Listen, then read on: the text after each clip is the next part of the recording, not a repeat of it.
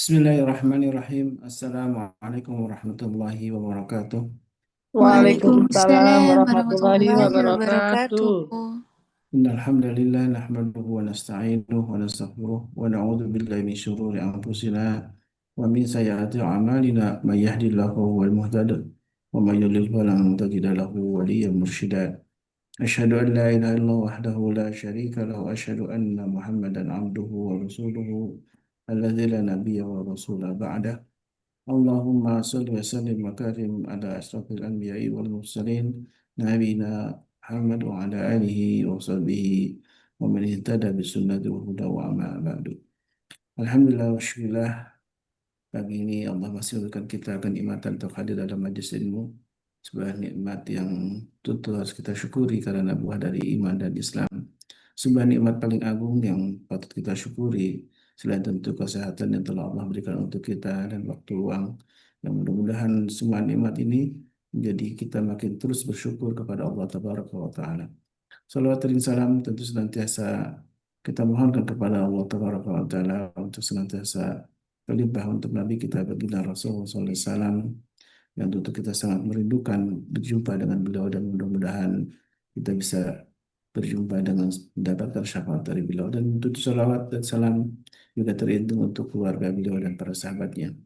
Sahabatku yang bukan Allah, alhamdulillah syukurlah kembali berjumpa dengan Majlis Asmaul Husna bersama guru kita Ustaz Dodi Al-Jambari Hafizahullah Ta'ala, yang insya Allah di pagi ini kita masih membahas As-Sabur, sebuah nama Allah yang agung yang menjadi penutup di eh, 99 99 Asmaul Husna. Dan nama agung Allah ini tentu yang sudah dibahas sampai yang keempat ya. Kita membahas tentang betapa menenangkan bahwa Allah sabur, Allah menahan azabnya meskipun manusia berlaku tidak eh, beriman kepadanya, bahkan menentang ayat-ayatnya, tapi Allah tetap memberikan kenikmatan anugerahnya untuk eh, semuanya, kecuali memang nikmat iman dan Islam diperuntukkan kepada orang-orang yang dipilihnya. Mudah-mudahan kita termasuk orang-orang yang Allah pilih untuk senantiasa mendapatkan hidayah dan taufiknya. Amin Allahumma amin. Dan tentu mari kita sama-sama sebelum masuk kajian untuk saling mendoakan, wabil khusus untuk guru-guru kita, Ustaz Abdul Jabari Hafizahullah Ta'ala, yang senantiasa bersabar ya untuk menemani kita walaupun kita seringkali lupa apa yang disampaikan oleh beliau, bahkan mungkin kurang untuk bisa menyimak dan apalagi mempraktekannya. Tapi mudah-mudahan dengan keistiqomahan kita, Allah bukakan pintu hidayah untuk kita dan terus sama-sama memperbaiki diri, dan dengan ikhtiar inilah mudah-mudahan Allah Subhanahu wa taala senantiasa berikan kita keistiqomahan dalam iman dan Islam. Baik, alhamdulillah saudaranya beri Masya Allah. Apa halukum? Alhamdulillah bi khair wal afiyat bi barakati doaikum. Alhamdulillah. Masya Allah. Baik, saat kita masih di, di episode keempat ya, Insya Allah ya, tentang as-subur, bahwa Allah Maha Penyabar, dan tentu kesabaran Allah adalah hal menahan azabnya untuk kita. Dan kalau saja Allah berkehendak, tentu kita musnah semua saja ya, karena dengan banyak dosa-dosa kita gitu ya. Tapi Allah menahan kita dan menunggu taubat kita ya.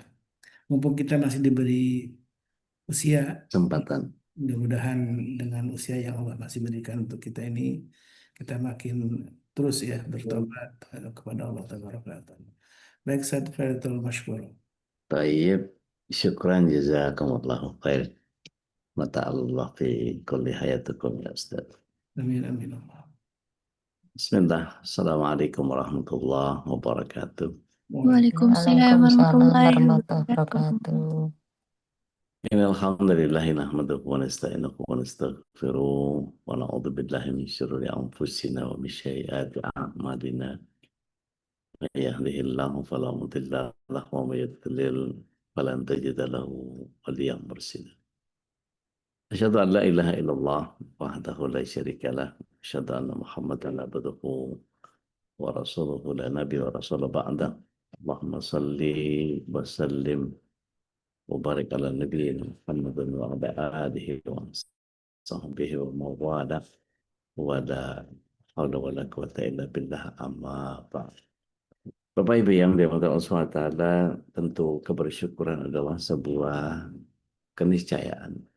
Dan salawat serta salam semoga senantiasa terus-menerus menjadi penyempurnaan kesyukuran kita kepada Allah. Kita aturkan kehadirat Rasulullah SAW, berikut para keluarga, kerabat, ahlul baitnya, dan seluruh pecinta syariat dan sunnah-sunnah beliau. Mudah-mudahan kita yang hadir pada kesempatan pagi hari ini bisa menjadi bagian dari golongan orang-orang yang mendapatkan syafaat beliau kelak di akhir. Amin. Dan kita mintakan juga kepada Allah Tabaraka wa Ta'ala di pagi yang seweker. Pagi ini masih dingin tempat saya. Kita mintakan sama Allah berkah, rahmat, hidayah, inayah, iradah, kultur, terlebih maunahnya untuk kita bisa menjalankan keislaman kita istiqomah sampai kita menyebut husnul khotimah dan kita berkumpul bersama keluarga di surga. Amin. Amin, amin ya Rabbal Alamin. Amin ya Rob. Alhamdulillah nih sudah bergabung sama kita wajah-wajah baru tapi stok lama. Banyak yang baru nongol, tapi alhamdulillahnya gini, pagi ini saya masih harus meneruskan tentang beberapa hal yang saya janji ada kisah-kisahnya Nabi Musa yang nggak sabar, ada ketidaksabaran Nabi Muhammad SAW yang seharusnya membuat kita menjadi mempelajari, merenungi, dan mencoba untuk memperbaiki apa yang sekiranya perlu. Karena begini, tadi waktu Ustadz Holis mukaddimah, saya tergelitik untuk ngisengin beliau. Ada orang yang sabar dalam ketidaksabaran. Jadi maksudnya istiqomah aja nyolot mulu gitu ya. Nah ini jangan sampai kita yang begitu. Karena kadang-kadang merubah sifat karakter manusia itu rasanya adalah sebuah kemustahilan. Kecuali dia sendiri yang mau melakukan perubahan. Baru kemudian Allah memberikan bantuannya. Oke, sebelum kita masuk ke situ, kita buka yuk surat yang ke-13 ayat yang ke-11. Mohon izin kita rebutan aja karena pagi ini Masya Allah Fastabiqul khairat pakai ayat itu jadi luar biasa. Mangga. Kalau ada yang udah ketemu. Ayat Surat Berapa tuh 13 tadi? Surat ayat ke-13, 11. ayat keberapa? Surat 13 ayat yang ke-11. Mbak Santi di mana posisi Mbak? Saya di Tapos Cimanggis. Oh Masya Allah. Ya udah, Mangga. surat 13 ayat 11 ya. Auzubillahiminasyaitonirrajim. Baginya manusia ada malaikat-malaikat yang selalu menjaganya bergiliran dari depan dan belakangnya. Mereka menjaganya atas perintah Allah. Sesungguhnya Allah tidak akan mengubah keadaan suatu kaum sebelum mereka mengubah keadaan diri mereka sendiri. Dan apabila Allah menghendaki keburukan terhadap suatu kaum, maka tak ada yang dapat menolaknya dan tidak ada pelindung bagi mereka selain Dia. Insya Allah. Jadi gitu ya. Kuncinya perhatikan frase di mana Allah SWT memberikan pemantiknya harus dari kita. A'udzubillahi minasyaitonir rajim. Innallaha la yughayyiru ma biqaumin hatta yughayyiru ma bi anfusihim. Jadi kalau kita tidak melakukan perubahan itu sendiri, kita tidak melakukan upaya perbaikan, kita tidak mau melirik kepada hijrah, maka Allah SWT juga tidak akan pernah menghadirkan dukungan, bantuan, kemudahan, atau apapun bentuknya. Gitu ya. Karena malaikat kan terus-menerus menghadirkan ini semua buat kita. Gitu ya. Nah, mari kita lihat kisahnya Nabi Musa alaihissalam. Kita punya cengkeh nggak? Punya. Mau ya? Iya, Pak. Di ubuh ini. Kasih ke ubuh. Oh, Kasih ya. baru. Iya, boleh. Lagi butuh yang anget-anget. Selain cinta al. Taib. Kok tiba-tiba buram matanya. Menua, tertatih, terseok. Yang sudah bikin. Ya Allah.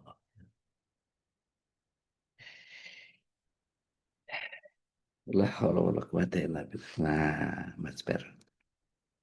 Jadi kita bisa menduga bahwa kesempurnaan Allah itu dengan 99 namanya tidak akan pernah mampu diteladani siapapun secara sempurna. Karena termasuk para nabi atau rasul sekalipun, yang punya ulul azmi sekalipun bahkan selalu punya celah untuk kemudian tidak sabar. Saya sudah pernah ceritakan bahwa Nabi Yunus bin Matta di kampung Nainawa itu juga masuk dalam sebuah ujian yang Allah SWT berikan kepada beliau. Masih ingat ya betapa beliau berdakwah kepada orang-orang di Nainawa, tapi kemudian mereka lebih memilih menyembah Ustar, berhala yang badannya singa tapi kepalanya kayak sphinx.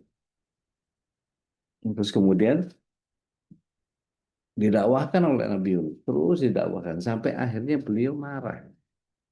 Saya kalau nggak salah itu di surat 26 ayat 87, 88 ya kalau nggak salah. Beliau menyampaikan itu. Wa dhunnuna dhahaba mughadiban. Gitu ya. Dan ketika Nabi Yunus itu pergi dalam keadaan marah, artinya kalau kita dudukkan pada persoalan yang sederhana tentang apakah Nabi Yunus itu beriman beliau, apakah beramal soleh beliau, apakah berdakwah beliau, apakah sabar. Nah, sabarnya beliau belum awalnya belum sabar, tapi kemudian setelahnya baru masuk ke dalam kesabaran.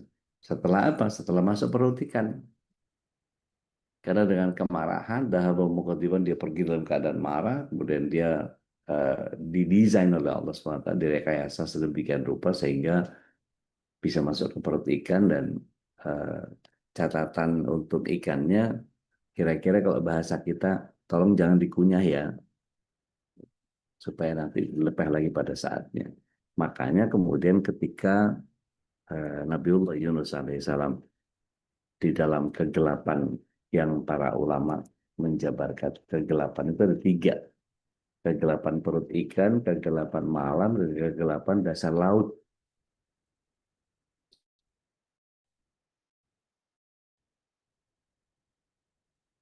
Karena ikan paus biru itu adalah makhluk laut yang berada di perairan laut dalam. Jadi kalau dia posisinya nggak mungkin ada di permukaan, dia lebih banyak di bawah. Kalau ke atas itu mungkin cari udara atau sekedar cari makan. Tapi sifatnya dia adanya di bawah. Nah, kegelapan, kita kebayang ya, gelapnya perut ikan itu kayak apa, gelapnya malam itu kayak apa, ditambah dengan kegelapan dan sesak posisi dihimpit di perutnya ikan. Kira-kira ini kita mencari kondisi secara ilustratif ya. Di perut ikan itu baunya seger kayak di rumah kita sekarang ini atau anyir? Pasti anyir, gitu kan. Terus kalau Ngalir udaranya atau pengap? Pengap, gitu kan. Kira-kira kalau kita dibawa ke dalam laut itu kan pasti menyesakkan dada ya. Maka ketika sesaknya dada ditambah kegelapan, pengap, anyir seperti itu, baru kemudian Nabi Yunus alaihissalam menyadari bahwa oh ini kalau nggak perbuatan Allah yang mendesain atau merekayasa ini semua, nggak mungkin itu terjadi. Maka dia lakukan perubahannya kepada apa yang dia hadirkan. Fanada la ilaha illa anta subhanaka inni kuntu minadz dzalimin. Baru kemudian Allah SWT memberikan ilham kepada ikan ini untuk kemudian memuntahkan Nabi Yunus nggak jauh dari situ dan kemudian beliau berdakwah lagi dengan kesabaran. Artinya baru penyempurnaan dari apa yang dia kerjakan sebelumnya. Sedangkan kisahnya Nabi Musa, ini kan bagian yang kemudian pasti pernah kita merasakan ketidaksabaran seperti ini atau ketidakmampuan mengendalikan nafsu dan emosi meskipun hanya sekali dua kali saja selama hidupnya. Ini terjadi karena Allah SWT memberikan yang namanya huriyah iradah kepada kita. Free will, kebebasan berkehendak. Dimsum. Ya, Empat cukup kan? Somai. Ya. Sama tenggiri. Ya, makasih. Kalau kita lihat bagaimana keadaan itu adalah keadaan di mana pemberian kebebasan berkehendak atau free will atau huriyah iradah itu kita semua bisa lihat. Ini yang menyebabkan karakter manusia mudah terombang-ambing. Kita lihat sama-sama surat 91 ayat 8. Silahkan. Yuk rebutan aja. Ngadu cepet. Ayat berapa Iya Ude? udah, 8. iya udah. Mangga. Asyam ya, ayat 8. Nah, Auzubillahiminasyaitonirrajim. Maka dia mengilhamkan kepadanya jalan kejahatan dan ketakwaannya. jadi ketika Allah SWT memberikan ilham, fa'alhamaha fujuraha wa taqwaha. Mau fujur silakan diilhamkan sama Allah. Mau takwa silahkan diilhamkan juga sama Allah SWT. Artinya setiap manusia punya kebebasan berkehendak. Dia mau taat monggo, nggak mau taat ya nggak apa-apa. Gitu. Tetapi ada mekanisme yang tadi saya bilang bahwa kita harus menghadirkan yang namanya pengingatan-pengingatan secara terus-menerus dan sabar. Gitu. Nah, kalau kita lihat, manusia punya sikap sabar, tapi lain kesempatan dia bisa nggak sabar. Jadi seandainya ketidaksabaran ini merupakan sebuah kekurangan dan bisa mengurangi nilai kesempurnaan peneladanan terhadap 99 asma Allah, maka nilai tertinggi manusia dalam meneladani Asmaul Husna cuma 98. Kenapa? Karena ya hanya mampu dicapai oleh para nabi dan rasul, pun mereka juga gagal di dalam menghadirkan sabaran. Artinya kisah ketidaksabaran Nabi Musa terhadap Khidir gitu ya. Rasulullah SAW terhadap Abdullah bin Umi Maktum gitu ya, dan seterusnya dan seterusnya. Kita lihat manusia agung pilihan Allah ini ketika ketidaksabaran mereka sangat kecil dan wajar dalam pandangan orang umum ya. Tapi kisah ketidaksabaran Nabi Musa alaihissalam itu kalau kita lihat, kita buka sama-sama buka surah Al-Kahfi surat yang ke-18 ayatnya yang ke-66. Surat 18 ayat 66. Yuk sekali lagi Iya udah. rebutan mangga teh. Auzubillahiminasyaitonirrajim. Musa berkata kepadanya, bolehkah aku mengikutimu agar engkau mengajarkan kepadaku ilmu yang benar yang telah diajarkan kepadamu untuk menjadi petunjuk? Jelas ya di situ bahwa Nabi Musa minta izin karena diperintah oleh Allah SWT. Ini premis yang sangat luar biasa. Terusin deh. 67. Dia menjawab, sungguh engkau tidak akan sanggup sabar bersamaku. Tuh. Udah diganjal duluan sama Nabi Khidir. Gitu. Lanjut ya. Dan bagaimana engkau akan dapat bersabar atas sesuatu, sedang engkau belum mempunyai pengetahuan yang cukup tentang hal itu. Iya. Jadi kadang-kadang kita ini selalu dalam ketergesaan, nggak mau proses, pengennya instan, pengennya serba cepat. Gitu. Minta sama Allah, ya Allah mudahkan, segerakan, lancarkan, gitu kan ya. Doa-doa gitu tuh rata-rata begitu tuh. Nggak mau ngambil challenge dari Allah itu nggak mau gitu. Satu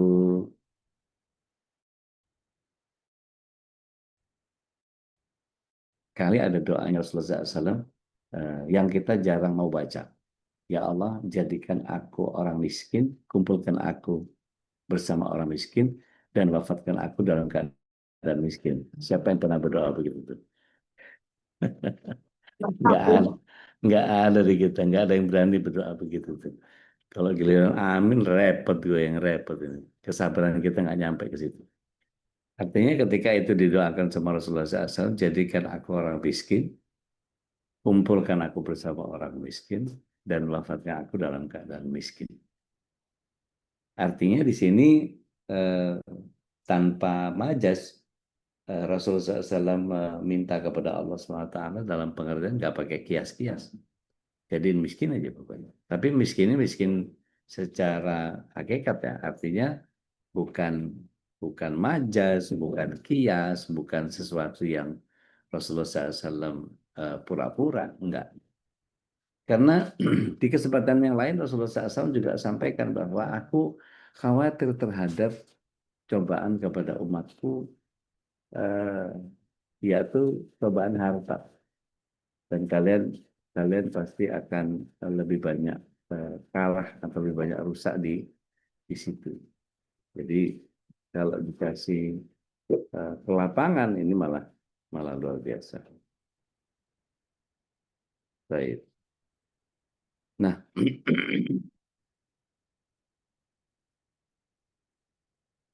kemudian kalau kita baca terus ya, itu di ayat berikutnya gitu ya. Itu setiap kasus aneh yang ditemui sama Nabi Khidir selalu dikomentari sama Nabi Musa dengan nada menyalahkan. Loh kok kamu, loh kok kamu, loh kok kamu, loh kok kamu gitu. Meskipun pada awalnya Musa sudah janji kepada Nabi Khidir untuk bisa mendapati sebagai orang yang sabar gitu ya. Di ayat 69-nya. Tapi kesabaran Nabi Khidir habis juga rupanya. Jadi dia menganggap bahwa Nabi Musa nggak mungkin lagi bisa mengikuti pelajaran darinya. Lebih lanjut, Nabi Khidir menjelaskan bahwa makna dan peristiwa yang ditemui itu, kalau kita baca di ayat 71 sampai 82, baru kita perkenan membacain, silakan. Dari 69-nya, Boleh, Ude. mangga teh. Auzubillahiminasyaitonirrajim. Dia Musa berkata, Insya Allah akan engkau dapati aku orang yang sabar dan aku tidak akan menentangmu dalam urusan apapun. Oke, janji awal nih, terusin, lanjut. Dia berkata, jika engkau mengikutiku, maka janganlah engkau menanyakan kepadaku tentang sesuatu apapun, sampai aku menerangkannya kepadamu. Iya, jadi ada brief bahwa jangan nanya ya sebelum diceritain. Jadi memang sengaja Allah SWT menguji ketidaksabaran Nabi Musa dalam hal ini, dan ini ibrah buat kita. Lanjut teh. Maka berjalanlah keduanya hingga ketika keduanya menaiki perahu, lalu dia melubanginya. Dia Musa berkata, mengapa engkau melubangi perahu itu? Apakah untuk menenggelamkan penumpangnya? Sungguh engkau telah berbuat sesuatu kesalahan yang besar. Dan ini jadi bagian yang setiap orang pasti akan bertanya hal yang sama. Kok malah dilubangin? Gitu. Tapi setelahnya baru kita dapat jawabannya. Jadi karena ketidaksabaran kita, mestinya kalau dia di brief, jangan banyak nanya ya. Setelah gue kasih kabar, ntar gue jelasin.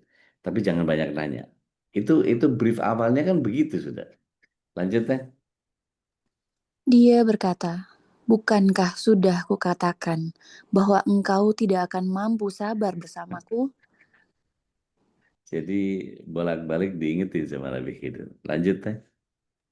Dia Musa berkata, "Janganlah engkau menghukum aku karena kelupaanku, dan janganlah engkau membebani aku dengan sesuatu kesulitan dalam urusanku." Masya Allah. Jadi orang tuh memang suka gitu ya. Jangankan Nabi Musa gitu ya, yang punya ilham dari Allah SWT. Sementara kita aja modelnya kayak begitu. Jadi kalau nabinya saja kayak begitu, nah apalagi kita gitu kan ya. Lanjut ya.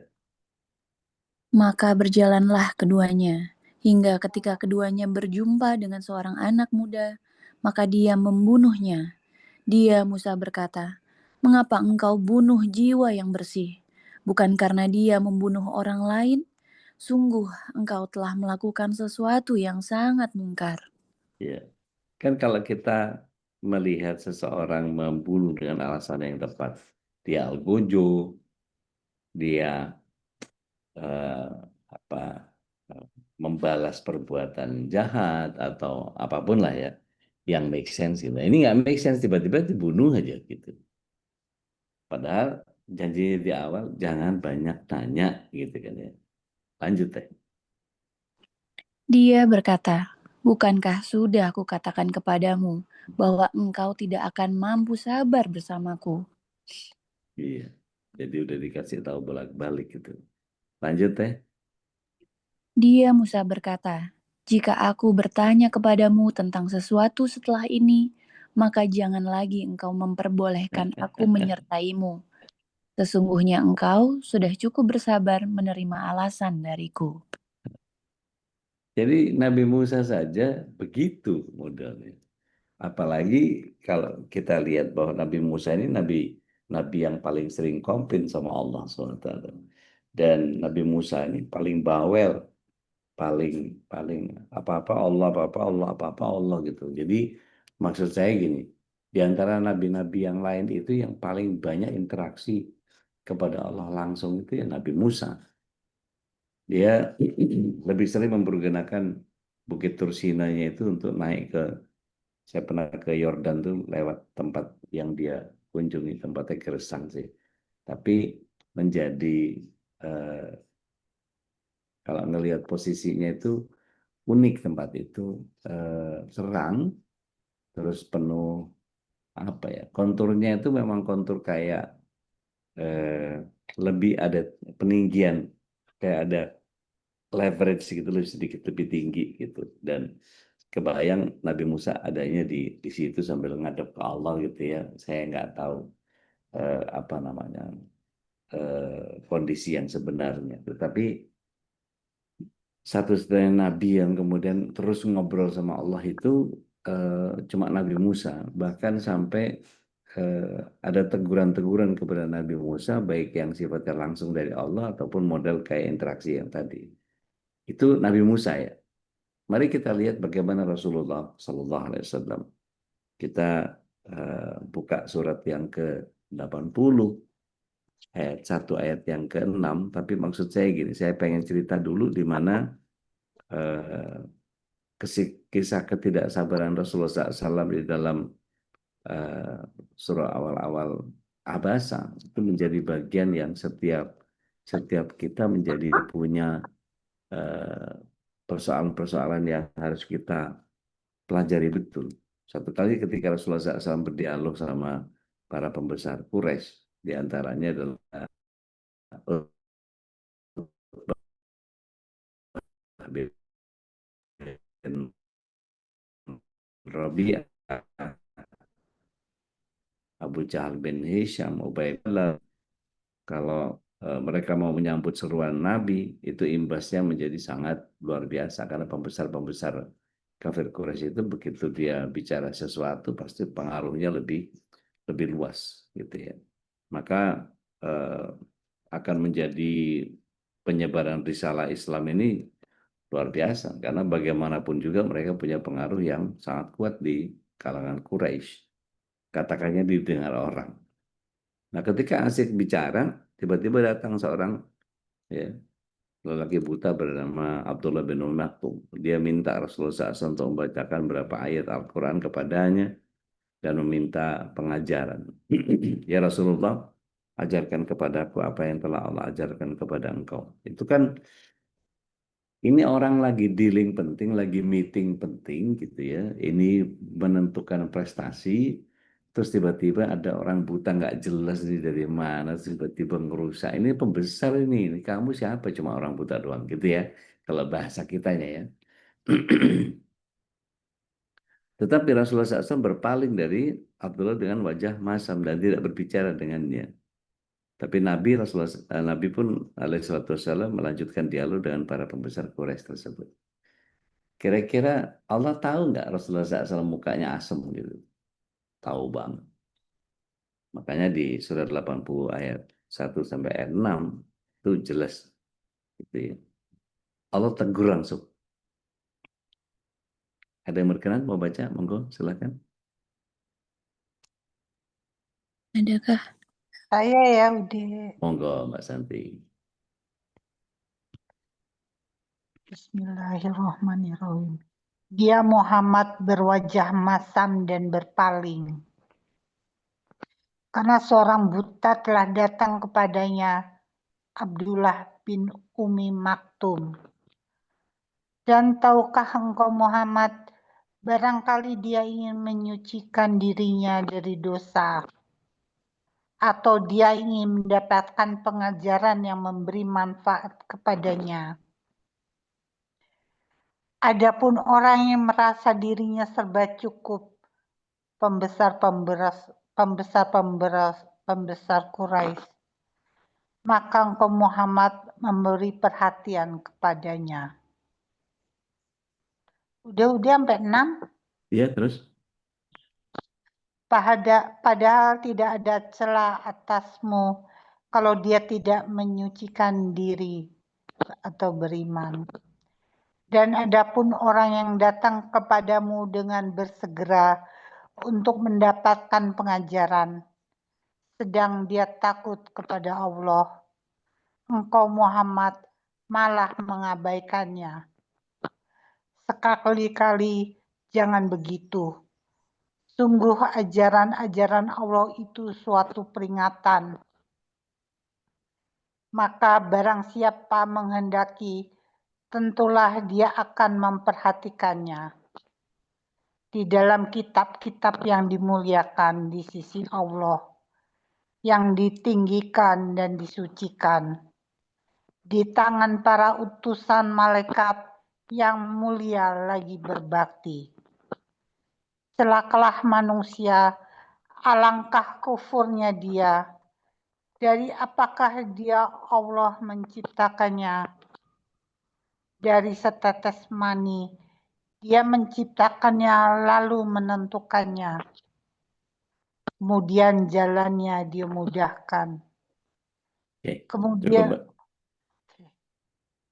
Jadi kalau dari ayat 1 sampai 6-nya saja itu jelas ya Allah SWT menegur Rasulullah SAW. Abasa wa tawalla. Wahai yang mukanya masam dan nyuekin. Anja'ahul a'ma. Ada orang buta datang kepada dia. Wa ma yudrika la'allahu yazakka. Barangkali dia ingin menyucikan diri gitu, dari dosa-dosanya. Au yazakkaru fatanfa'ahu dzikra, atau dia ingin mendapatkan pengajaran yang memberi manfaat kepadanya. Anna man istaghna, dibandingkan dengan orang-orang yang besar-pembesar itu, orang-orang kaya itu. Fa'anta lahu tasadda, maka engkau memberikan perhatian justru kepada orang-orang kaya itu. Tapi di sini kita bisa lihat bahwa Allah maha sempurna kesabarannya, tidak ada satupun yang sanggup menyaingi kesempurnaan Allah Tabaraka wa Ta'ala, yang setiap kita kemudian kesabarannya manusia itu cuma sedikit dari pancar kesabarannya. Dan kita mesti menjadikan sabar sebagai pakaian sehingga kita layak untuk terus memohonnya kepada Allah as-sabur. Dan seperti yang pernah saya sampaikan, bahwa sabar ini bukan sesuatu yang mudah untuk diminta, ya Allah berikan aku kesabaran. Tidak, tetapi ada yang kita harus upayakan untuk itu. Artinya memang harus muncul dari kita. Ada sabar yang bisa dimintakan tapi dalam kondisi-kondisi yang tertentu.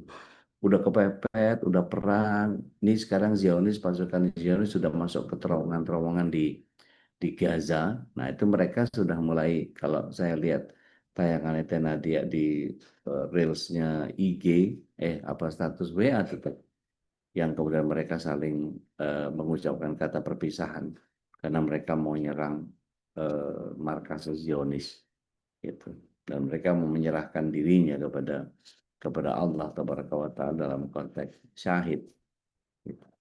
Dan itu di terowongan tuh mereka saling ntar ketemu lagi di surga ya, ketemu lagi di surga gitu tuh ngomongannya.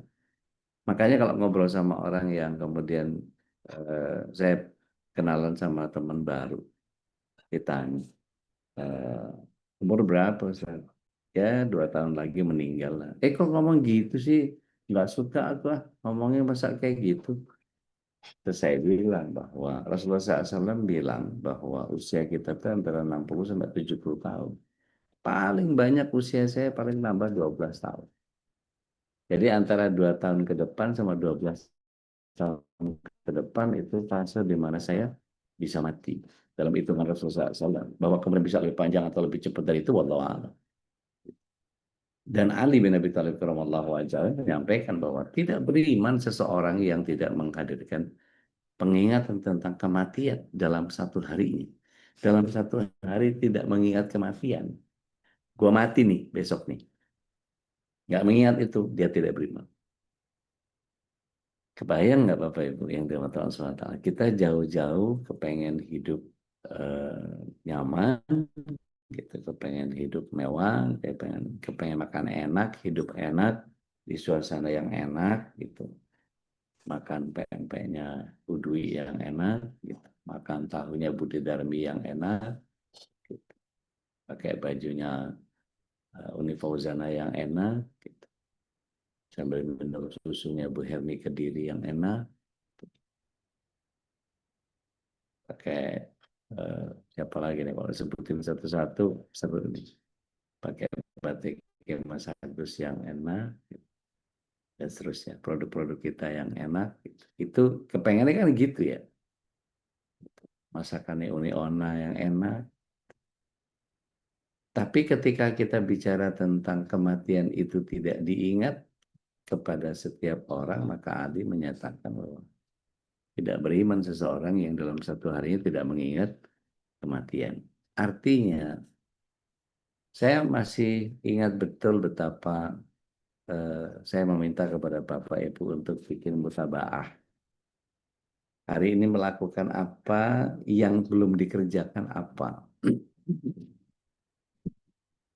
Coba kalau satu-satu saya suruh baca nih. Satu-satu buka mic yuk. Pasti ada yang nggak bisa baca ini. Baca doa pakai baju. Yuk bareng-bareng. 1, 2, 3. Allahumma Enggak, Bu. inni as'aluka min khairihi wa khairihi ma huwa lahu wa a'udzubika min syarrihi wa syarrihi ma huwa lahu. Oke, karena dia mute dulu, yang lain silahkan. Baca doa pakai baju. Alhamdulillahilladzi Terus. taubat Oke, warzaqanihi Teh Yola, Mbak Reni, diam dulu. Yang lain. Ayo, sambung tuh. Potongan yang dari Teh Yola sama Mbak Reni tadi itu.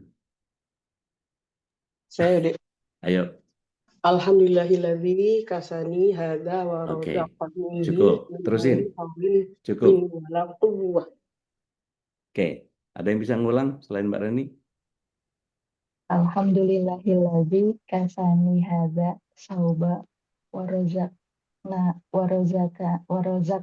warazaqonihi min ghairi hauli minni wala Oke. quwwah.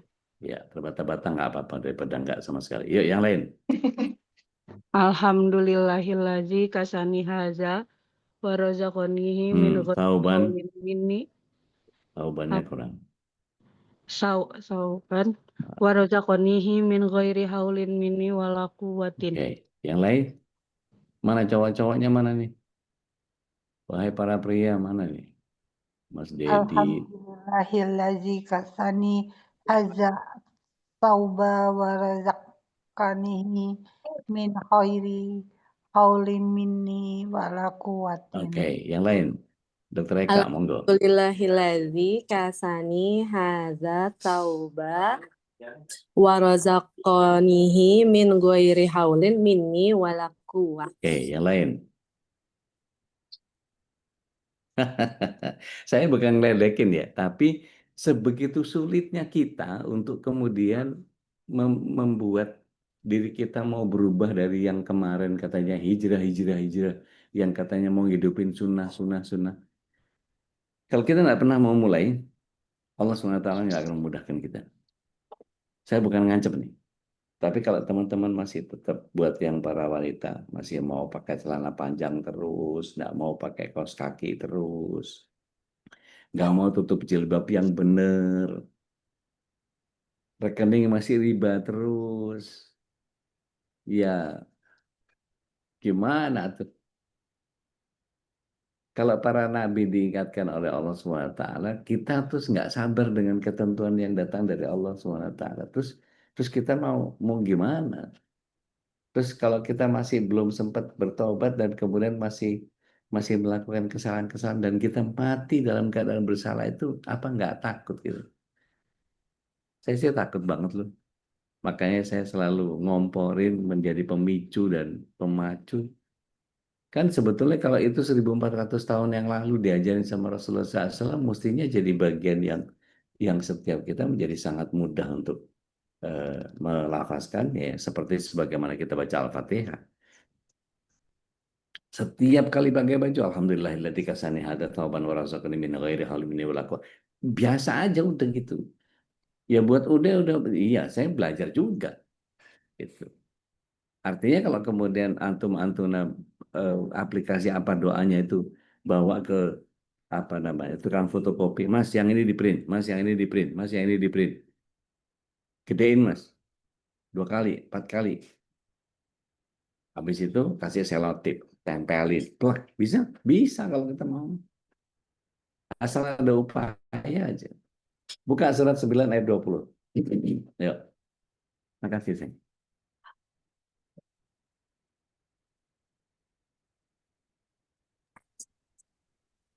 Iya udah. Mangga. At-Taubah ayat 20. Auzubillahiminasyaitonirrajim. Orang-orang yang beriman dan berhijrah serta berjihad di jalan Allah dengan harta dan jiwa mereka adalah lebih tinggi derajatnya di sisi Allah. Mereka itulah orang-orang yang memperoleh kemenangan. Itu. Saya kenal di sini beberapa kawan-kawan sahabat-sahabat saya yang Masya Allah luar biasa. Ada Mbak Mei, ada Mbak Reni, ada Mbak Meli, luar biasa. Berubah dari Tedian, saya tahu. Mbak Syari. Yang saya kenal secara pribadi dan interaksi langsung gitu ya. Itu luar biasa. Bagaimana merubah dari mindset yang kayak begitu. Ngobrol deh sama mereka.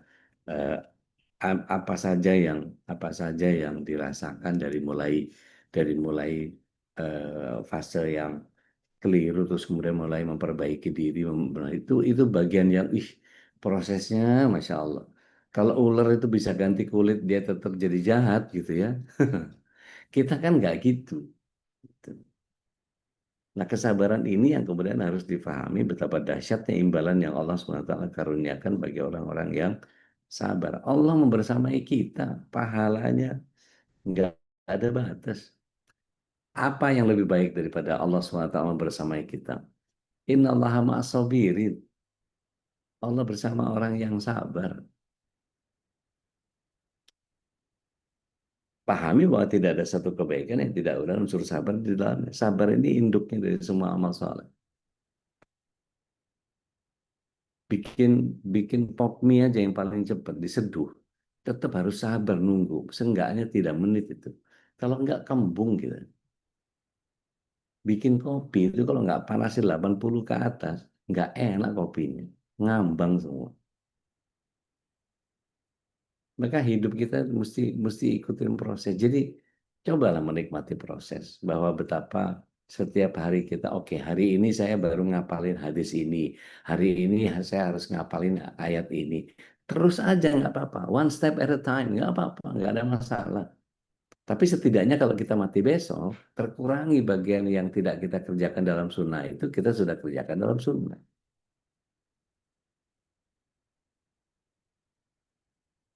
Coba kita pelajari sebelum melakukan satu amal, tahan dulu, pikirin dulu. Kalau amalan ini baik dan niat kita lurus, lakukan, percepat. Kalau enggak, tahan untuk melakukannya. Dan berusaha untuk menunda kesenangan yang sementara sedikit lagi dapat kemenangan yang kekal, yang melimpah. Saya pernah sampaikan satu hadis dari Rasulullah SAW. Ad-dunya sijnul mu'min wa jannatul kafir. Dunia itu penjaranya orang mukmin dan dia surganya orang kafir. Tiba-tiba dengan hawa nafsunya dan kebodohan kalau menurut saya, dia katakan begini, apa nggak boleh Ustaz, kita di dunia ini senang-senang, terus di akhirat ini senang-senang? Boleh, saya bilang. Tapi kalau Rasulullah SAW yang bilang begitu itu, terus antum mau nentang Rasul SAW gitu. Ayo kita buat derivasinya yuk. Kesenangan yang model apa? Kalau kemudian slogannya dari dulu kan apa? Muda foya-foya, tua kaya raya, mati masuk surga. Apa tuh mon? Nggak bisa. Nggak mungkin model begitu bisa terjadi. Perbanyak ibadah yang melatih kita memperkuat kesabaran. Misalnya saum, baik yang wajib maupun yang sunnah. Kalau sedang marah, tahan. Gitu. Nggak reaktif. Otak reptilnya agak ditahan sedikit. Tanduknya tekan-tekan dulu. Taringnya ditahan-tahan dulu. Buntutnya tahan-tahan dulu. Biar nggak jadi Lucifer gitu. Jadi melakukan sesuatu yang akan menyakiti orang lain, jangan pernah melakukan atau membuat keputusan ketika kita sedang marah. Dan diam itu akan jauh lebih baik daripada berbicara. Ada doa di surat 7 ayat 126. Kita buka, kita baca bareng-bareng yuk. Surat 7 ayat 126. Udah ketemu? Udah. Yang lain? Udah ketemu? Saku sudah ketemu? Sudah udah. Udah. Jangan terus aku. Sudah udah. Oke. Bu Sri di Ya. Semarang, Bu Dewi, Araf. Al-Araf ayat 126. Bu Susi, Siapa yang baca, Pak? bareng-bareng. Aku mau dong. Bareng-bareng. Ayo, kita baca ya. A'udzu billahi minasyaitonir rajim. Rabbana aghfir alaina sabran wa tawaffana muslimin. Oh, bukan. 126. Yang tengahnya. Tengahnya. Yang tengahnya. Tengahnya, doanya aja. Ya, doanya aja. Rabbana afrigh alaina sabran wa tawaffana muslimin. Ya, itu aja mintakan sama Allah. Ya Tuhan kami, limpahkan kesabaran kepada kami dan wafatkan kami dalam keadaan berserah diri kepada-Mu. Gitu. Baik, Bapak Ibu yang dirahmati Allah SWT, calon penghuni surga semuanya. Ada tingkatan iman yang tidak bisa dicapai seorang hamba dengan amalnya. Dia hanya akan menyapainya dengan ujian dan cobaan yang menimpa. Bahkan Rasulullah SAW menyatakan bahwa ada satu dosa yang hanya bisa dihapus dengan musibah. Jadi kalau Allah SWT memberikan itu adalah cara Allah SWT yang terbaik untuk kita, kemudian kita bisa menggugurkan dosa. Dia menetapkan ujian dan menolong hamba untuk bisa bersabar serta teguh menghadapinya, tapi ini merupakan rahmat yang buat kita, kalau kita pelajari keluarganya Yasir gitu ya, tidak merasakan pedihnya siksaan yang dilakukan oleh musyrikin Quraisy, pasti mereka juga tidak akan sampai kepada derajat bahwa hadisnya Rasulullah SAW menyatakan, bersabarlah wahai keluarga Yasir, sungguh yang dijanjikan Allah bagi kalian adalah surga. Dan ini bagian yang kemudian membuat kita menjadi memohon kepada Allah SWT dalam konteks tadi. Rabbana afriq alaina sabran wa tawaffana ya, muslimin. Dan masih banyak doa-doa yang kita bisa mintakan kepada Allah Tabaraka wa Ta'ala. Dan inilah akhir daripada bahasan Asmaul Husna yang kita selama ini pelajari. Saya balikin dulu ke Ustaz Halis. Mudah-mudahan jadi manfaat buat kita semua dan Allah ridho atas apa yang kita bahas sama-sama. Wassalamualaikum warahmatullahi wabarakatuh. Ila bisabil haq. Tafadhal Ustaz. Masykur. Alhamdulillah, bismillah, jazakallah khairan. Dan tadi doa tadi yang disampaikan oleh Abu Deni memang Masya Allah ya. Jadi kita terus berharap kita diwafatkan dalam keadaan Muslim. Dan kalau kata Rasulullah memang umat Nabi ini antara Sittin Wasab'in ya. Usianya memang antara 60 sampai 70. Dan mumpung nih usia kita masih diberi oleh Allah, mari kita tuntaskan, sempurnakan rukun iman kita saja, rukun Islam kita. Salah satunya yang Alhamdulillah MKI menyediakan satu kesempatan untuk bisa menunaikan ibadah haji gitu ya di tahun 2026, Alhamdulillah. Dan ini sudah insya Allah karena memang ketika daftar sekarang kemudian nusuk keluar baru dibayar saja. Dan serunya Ustaz, kalau ikut program ini Ustaz, katakanlah kita nggak berangkat karena sudah berangkat. Kita sampaikan ini kepada orang lain. Kabar-kabar ini. Tidak hanya kita mendapatkan $500 dari fee marketingnya atau fee referensinya, tapi kita mendapatkan pahala yang sama karena kita sudah menyampaikan kebaikan-kebaikan yang juga bisa nyampe. Siapa tahu kita yang justru syarat-syaratnya kalau boleh Mas Nandar kasih lihat ke kita. Syaratnya gampang saja itu, kalau cuman kopi KTP gitu ya, kopi paspor, KK, nanti kalau ada yang berkenan mau minta link ini untuk kita masukin gitu ya, sertifikat vaksinnya bisa nyusul gitu. Surat nikah bisa nyusul, pas foto gitu. Nah, udah ini semua sudah disiapin semua ini. Yang paling menarik today ini uangnya ada di rekening kita saat ini. Iya. Yang menarik yang mungkin sebagian orang khawatir dengan uangnya hilang karena berbagai kasus yang Enggak.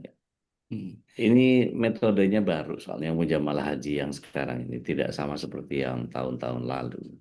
Memang agak menjadi fenomena karena banyak pemain-pemain travel yang biasa bekerja dengan pola lama, yang ini betul-betul totally new. Dan ini fenomena kalau di travel gitu, karena visa copotan nggak dijual, paket bundling yang dijual gitu, dan masih belum jelas karena di nusuknya masih belum dipublish gitu. Jadi benar-benar terbatas hanya untuk 500 pack saja gitu. Nah, ini kalau kita sebarin ke orang lain dan hajinya mabrur, insya Allah kita dapat pahalanya juga itu, Masya Allah.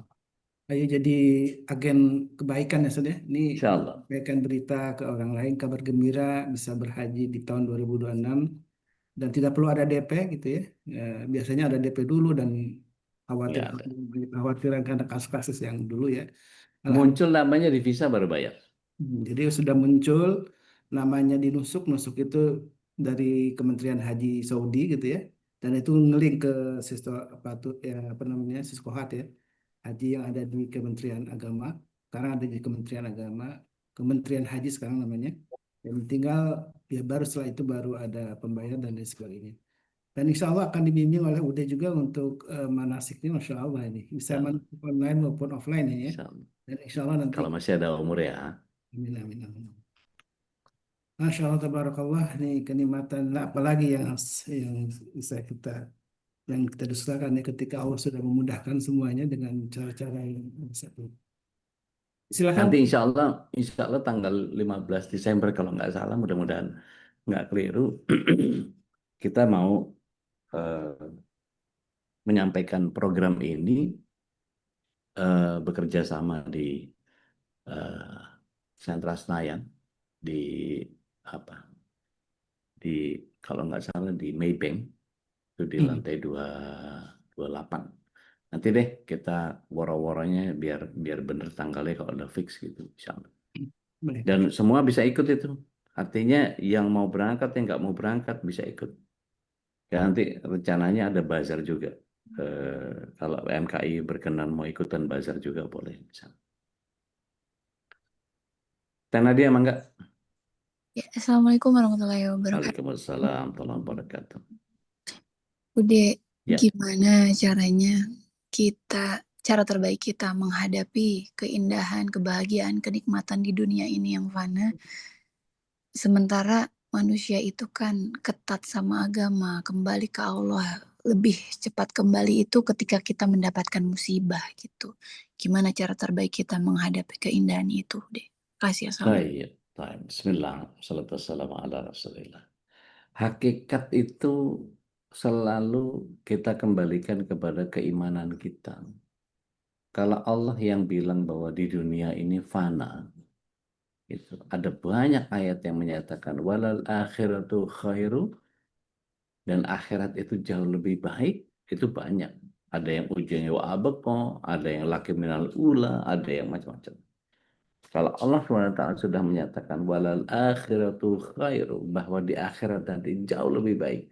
Mari kita gunakan ilustrasi yang sederhana saja. Hari ini musim mangga ya. Di mana-mana mangga 15.000 sekilo gitu ya. Atau yang lebih murah. Atau lebih enak yang mangga matang pohon gitu ya. Kemarin dibawain sama Teh Dian itu, Masya Allah. Manis-manis kayak yang ngasih. Itu ketika kita ada di surga, ada mangga, coba cek. Ada mangga dan rasanya jauh lebih enak.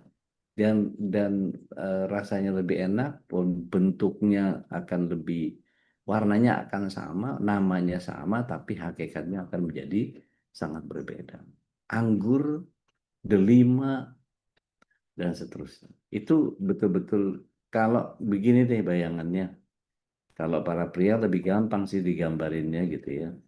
Allah SWT memberikan kepada para laki-laki yang soleh di surga itu 72 bidadari.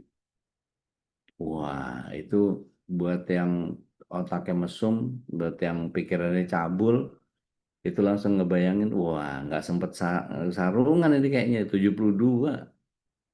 Kalau yang di kepalanya dia cuma itu aja yang pikirannya gitu. Nah, itu bisa kayak Mas Agus itu sarungan terus itu. Terus kalau kita lihat bahwa apa yang dikepengenin bisa ada semua, mau minum apa aja ada. Mau air yang menyegarkan ada, mau susu ada, mau arak, mau khamr yang tidak memabukkan ada. Dan itu khamr terbaik. Susu, Masya Allah. Dan itu mengalir di bawah kita. Dan kalau ini kan tumblernya plastik ya. Made in China ini. Kalau yang saya pakai. Nah, di sana nanti emas, perak, tinggal ciduk, tinggal minum. Dan nggak ada lagi syariat. Kita nggak harus sholat, kita nggak harus tahajud. Isinya menikmati aja pokoknya. Maka kemudian ketika kita tahu bahwa ada kesenangan-kesenangan yang kita dapatkan, bayangkan yang lebih. Ini baru di dunia aja kayak begini. Gimana ntar di surganya kayak apa ya? Kan kebayang kalau kita ada satu rahmat dari 100 rahmat yang Allah punya. Satu di dunia, 99 rahmatnya akan ditebar di akhirat. Apa nggak kepengen kita dapat rahmatnya Allah SWT? Gitu. Dan untuk bisa mencapai itu kan banyak orang yang kemudian Rasulullah SAW itu ditanya sama para orang-orang Ahlus Sufa. Ya Rasulullah, orang-orang kaya bisa sedekah, mereka bisa ngasih makan orang miskin, mereka bisa lakukan infak buat perang, dan apa segala macam. Mereka keluarkan harta di jalan Allah. Terus kemudian Rasulullah SAW ngasih kepada mereka, maukah kalian aku kasih amalan yang kalau kalian kerjakan amalan ini, mereka akan kesalib urusannya. Mau. Dikasih tahu sama Rasulullah SAW. Baca tasbih 33 kali. Subhanallah, subhanallah, subhanallah, subhanallah, subhanallah, subhanallah, subhanallah, subhanallah, subhanallah, subhanallah. 33 kali. Kemudian baca Alhamdulillah 33 kali. Alhamdulillah, Alhamdulillah, Alhamdulillah, Alhamdulillah, Alhamdulillah. 33 kali. Tetapi untuk takbirnya 34. Allahu Akbar, Allahu Akbar, Allahu Akbar, Allahu Akbar, Allahu Akbar, Allahu Akbar.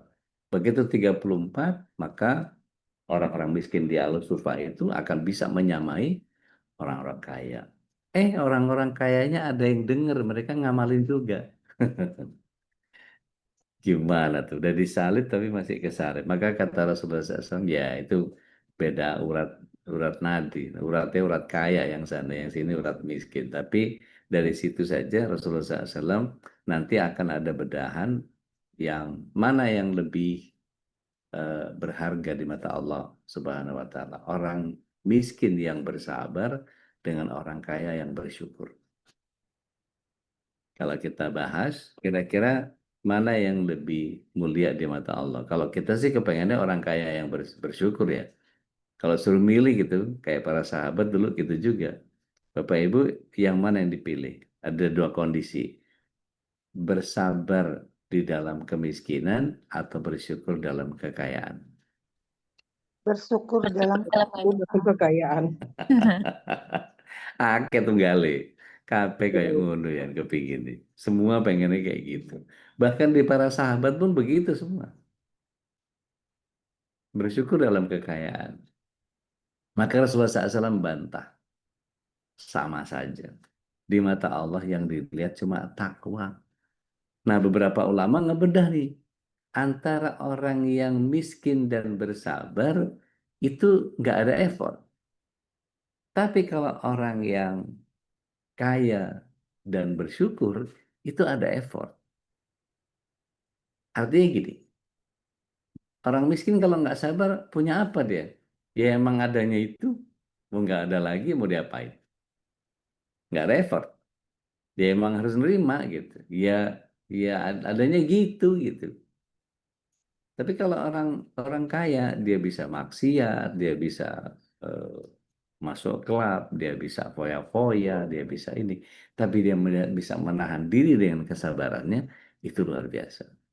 Maka menjadi orang yang kaya dan bersyukur, itu yang setiap kita pengen menghadirkan itu semua. Jadi kalau misalnya Anda adalah orang sabar dalam kesyukuran, mestinya Anda sebar tuh info haji yang tadi yang Ustadz Khalis kasih itu ke saudara-saudara Anda. Gitu. Minimal kasih nomornya Mas Nandar tuh. Ada haji cuma 20.500. Mungkin mereka sebel gitu. Cuma 20.500. Banyak itu. Siapa tahu Allah kalau mau berangkatin orang, mau berangkatin aja. Gitu. Terus tiba-tiba ada komunitas yang mau patungan gitu. 20.000 itu sedikit loh. $1.000 itu berapa? Ada yang tahu kurs hari ini? 16 juta lebih. 170 jutaan udah. 100. 170 juta. 170 jutaan. Iya, 170. Kali 2 berarti 350 juta ya udah. 340 juta itu deh. Iya. Kira-kira kalau patungan 400 orang gitu, berangkatin satu orang, bisa? Bisa. Itu. Bikin patungan yuk, gitu. Nyampe nggak nyampe, ikhtiar aja dulu. Gitu. Siapa yang mau diberangkatin nanti yang paling pantas. Gitu. Cap-cip-cup nanti siapa nih yang mau diberangkatin.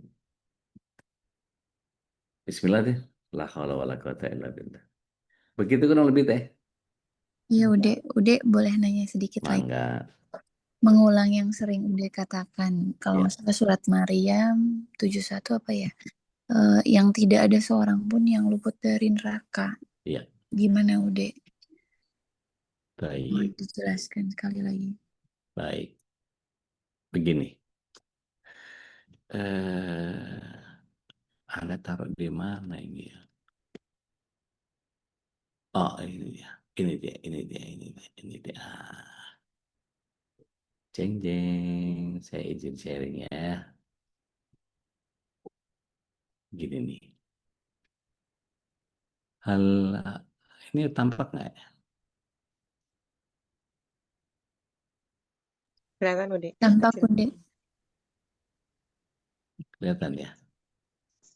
Oh, Jadi surat 1971 itu adalah Shiratal Mustaqim. Yang setiap orang pasti lewat Shiratal Mustaqim. Nggak ada satupun yang tidak lewat Shiratal Mustaqim. Serambut dibelah 7 itu. Pasti dia lewat. Di bawahnya jahanam. Itu. Ada orang yang seperti merangkaknya baik. Ada orang yang seperti naik kuda. Ada orang yang seperti jalan kaki. Ada yang seperti berlari. Ada yang seperti naik onta. Dan ada yang secepat kilat. Dengan apa mereka bisa begini? Dengan amalan-amalannya. Kalau tadi kita sudah belajar tentang doa pakai baju gitu ya. Akankah besok atau nanti kita pakai baju, ganti baju itu sudah hafal belum kita? Siapa yang mau nge-share di grup? Share. Gitu. Dari apa doanya kan udah ada sebetulnya itu. Saya udah dari kapan tahu tuh. Aplikasi apa doanya ada semua di situ. Ya Allah. Kadang-kadang mau gemes nggak boleh kan ya. Harus sabar gitu ya. Kalau gemes cium-ciumin semua nanti itu. Saya kalau gemes sama bayi begitu soalnya. Kayak bayi semua. Bayi kuda. Kecil. Nah, seperti itu teh. Jadi kalau kita di eh, hadis yang sebelumnya gitu ya, mohon izin. Ini kan saya menjelaskan tentang satu hadis di mana tuh kursornya kok hilang.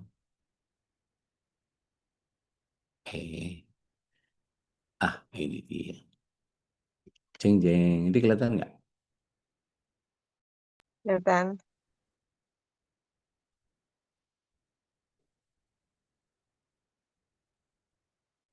Kelihatan ya? Kelihatan Ude. Kok ini? Ya. Kelihatan. Lumayan. Nah, ini 3 ini nih.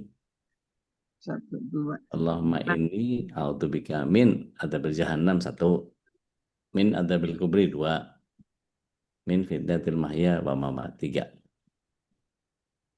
Tapi mintanya 4 sama Dajjal gitu. Tapi saya nggak akan bahas Dajjalnya. Tapi artinya kalau kita mohon sama Allah SWT, ya Allah berlindung dari neraka jahanam, berlindung dari azab kubur, berlindung dari fitnah kehidupan dan kematian gitu ya. Ini kita doakan sebelum kita salam kan ya? Ya. Kita Udah semua pas tahiyat. iya, pas tahiyat sebelum salam kan ya? Iya, Oke, semua kita paham ini. Tapi masalahnya begini, ketika Allah SWT hadirkan seperti tadi, mohon izin saya pindahin ke bagian yang saya ingin sampaikan. Kita itu sebetulnya, kursornya hilang lagi. Gitu.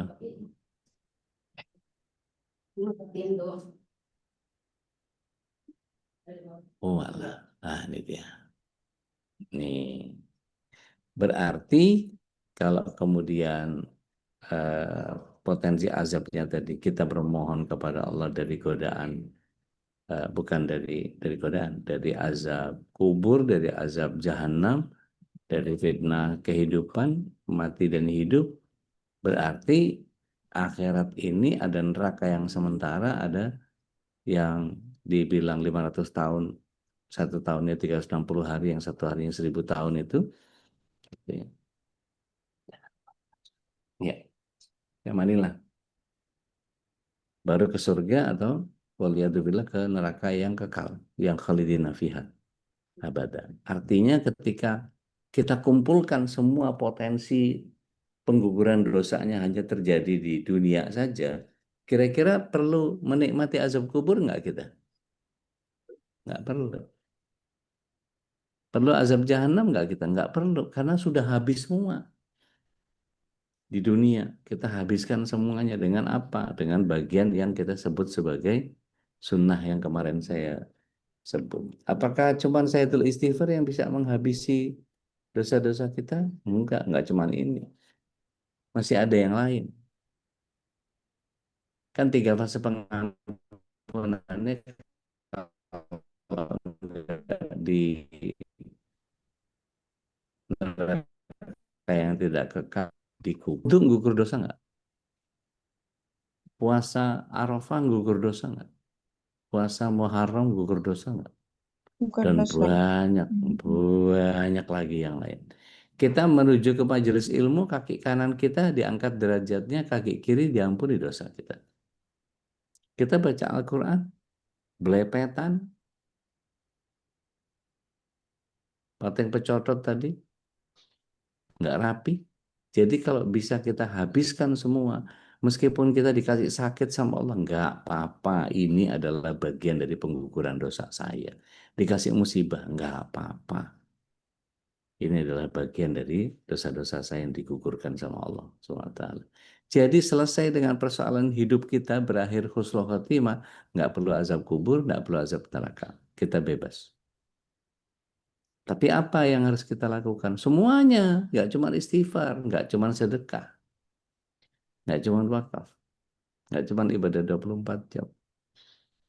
Tapi semuanya, seluruh aspek. Ittiba itu mengundang rahmat dan ampunan Allah SWT, seperti yang pernah saya sampaikan kemarin. Itu. Jadi sunnah itu berdasarkan surat 3 ayat 31 bukan lagi dikerjakan berpahala, tidak dikerjakan tidak apa-apa, tapi dikerjakan dapat rahmatnya Allah dengan rahimnya berikut.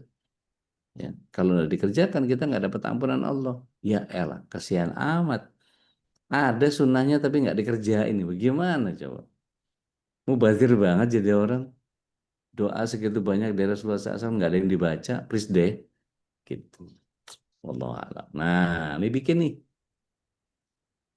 Hari ini bangun baca doa nggak? Pakai baju baca doa nggak? Enggak Ustadz, coret. Waktu kerja baca doa nggak? Baca. Waktu tidur lupa Ustadz, coret. Banyakan mana? Coretan sama centangnya. Yuk direkap. Besok kalau tanggal kematian kita adalah besok, kira-kira masih mau banyak coretnya daripada centangnya? Ayolah. Do something for your life.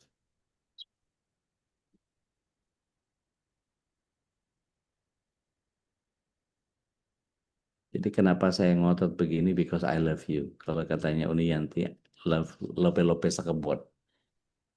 Tebar nih. Jering. Gitu. Wallahu alam. So. Gitu Ustaz. Masya Allah, tabarakallah, jazakallah khairan.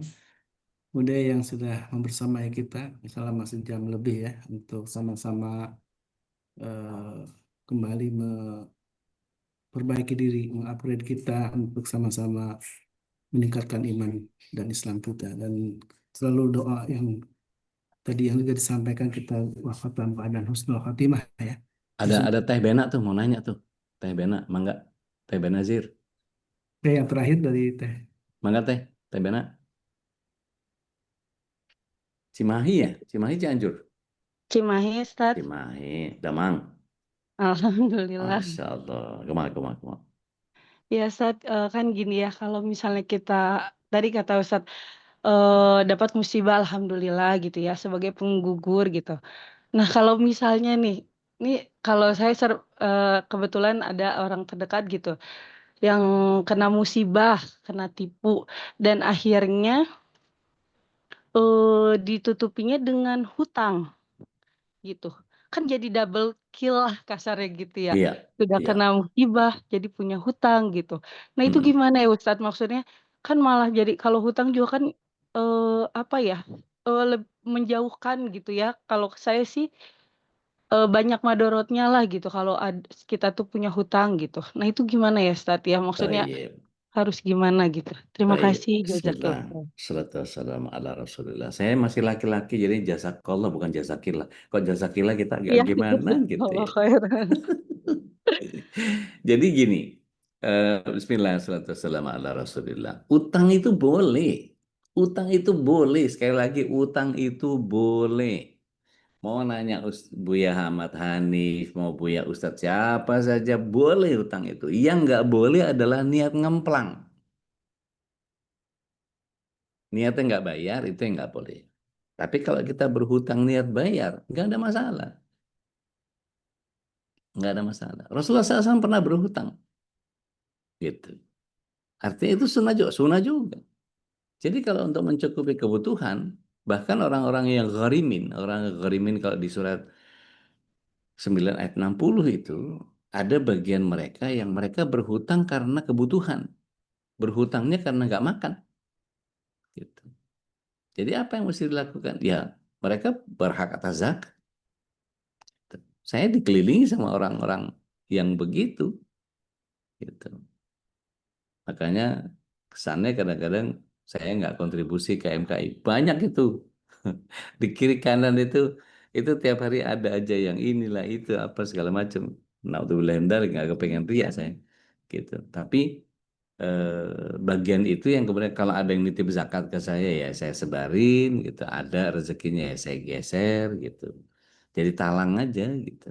Nah, kalau memang hutang boleh, boleh hutang boleh, tapi yang nggak boleh ngemplangnya atau niat ngemplangnya. Hutang silahkan sambil minta sama Allah SWT bahwa ini dimudahkan nanti supaya bisa wafat dalam keadaan sudah bebas hutang. Itu. Bagaimana caranya? Macam-macam.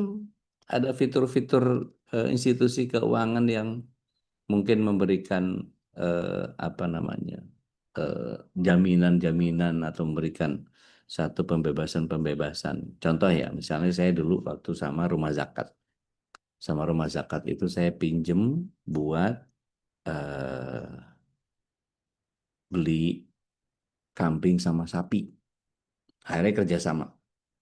Saya beli kambing sama sapi buat jualan hewan kurban, dimodalin sama rumah zakat sekian, disuplai juga dari dia ada peternak kambing juga, akhirnya hitung-hitungan timbangannya apa segala macam dan seterusnya, kayak deal gitu. Apa yang terjadi? Kan setiap bisnis nggak semuanya beruntung ya, rugi gitu. Karena kawan saya atau binaan saya lah, Allahyarham Gaden ini eh, yang pegang tanggung jawab itu maka yang kontrak dia gitu. Jadi hutangnya atas nama dia secara pribadi. Karena emang nggak ada institusi untuk jadi belantik, untuk jadi apa belantik sapi atau jadi tukang angon kan nggak ada institusinya gitu, pribadi aja. Jadi seru tuh kalau ngurus itu tuh gendong-gendong kambing gitu, penuh kasih sayang ke rumah orang gitu.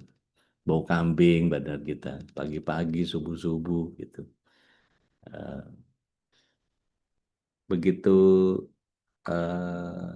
ada kerugian, qadar Allah sapinya sakit kita balikin nggak kejual, kambingnya ada yang mati, oke rugi sekitar berapa puluh juta gitu.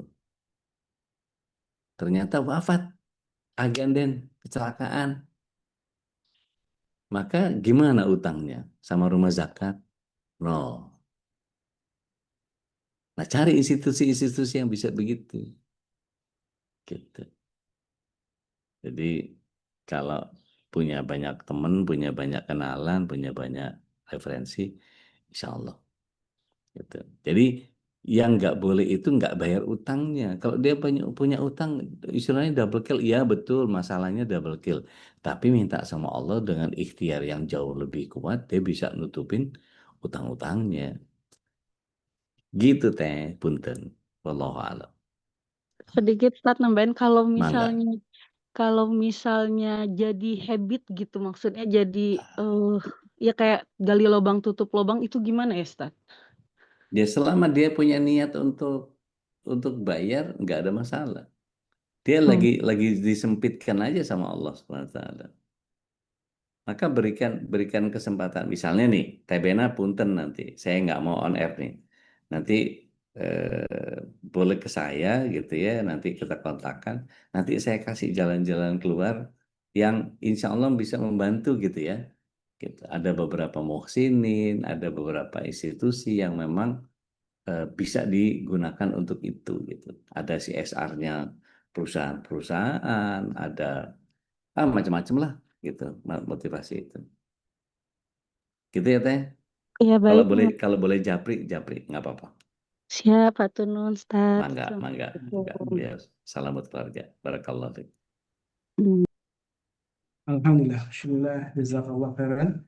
Tadi teman yang sudah memberi kita nutrisi ruhani ya. Dan tentu mudah-mudahan tidak hanya nutrisi dalam bentuk makanan yang kita santap di setiap pagi ini, tapi Ini nutrisi nih. Somai tenggiri. Masya Allah. Bismillah.